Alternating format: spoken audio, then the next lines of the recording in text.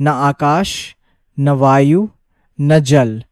कुछ था या नहीं था, फिर भी कोई नहीं कह सकता कि ये क्या, कहाँ या कैसे ढका हुआ था।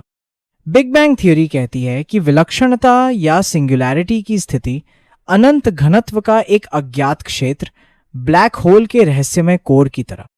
भौतिकी में सिंगुलैरिटी स्पेस टाइम में एक बिंदु है जहां किसी खगोलीय पिंड का गुरुत्वाकर्षण, ग्रेविटेशनल क्षेत्र और घनत्व अनंत, इन इंग्लिश इन्फिनिट डेंसिटी होता है। इसका मतलब है कि अंतरिक्ष और समय अब सामान्य रूप से काम नहीं करते हैं।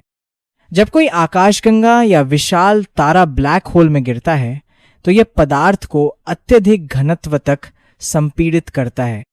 कुछ अन्य सिद्धांत प्रस्तावित करते हैं कि ब्लैक होल द्वारा अवशोषित पदार्थ को संग्रहित किया जा सकता है या किसी अन्य ब्रह्मांड या भविष्य के ब्रह्मांडीय चक्र में भी भेजा जा सकता है।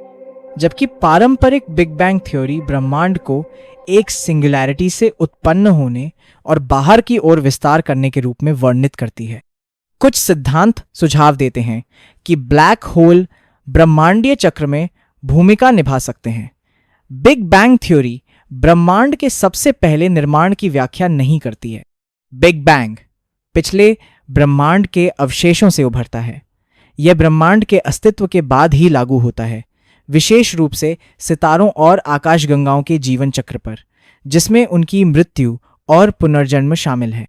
क्रिएशन सृजन से पहले एक गहरे अथाह शून्य का विचार आधुनिक ब्रह्मांड विज्ञान के साथ समानता रखता है, जहां प्रारंभिक ब्रह्मांड विस्तार से पहले एक सिंगुलैरिटी या क्वांटम उतार चढ़ाव था। वेदों में ब्रह्मांडीय जल का संदर्भ अस्तित्व की आदिम अवस्था का वर्णन करने का एक काव्यात्मक और दार्शनिक तरीका है। दूसरा श्लोक, तब न तो मृत्यु थी